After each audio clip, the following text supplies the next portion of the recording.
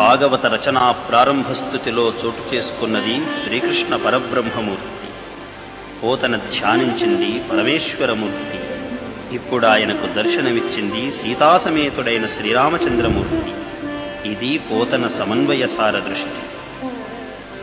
ఆ శ్రీరామచంద్రమూర్తి దర్శనమిచ్చి, నేను రామభద్రుండా మన్నామాంకితంబుగా శ్రీ మహాభాగవతంబు తెనింగుసేయుము నీకు భవబంధంబులు తెగును అని తీయగా ఆనతీయగా సమున్మీలిత లోచనుడై పోతన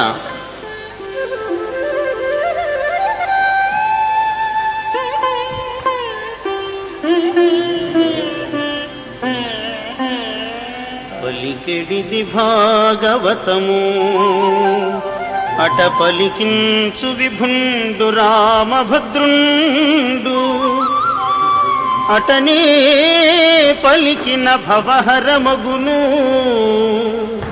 అట పలికెద వేరుండు గాథ పలుకగనేలా.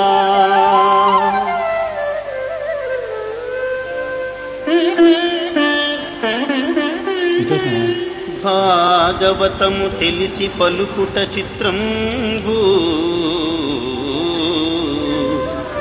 శూలికైనా తమ్మిచూలికైనా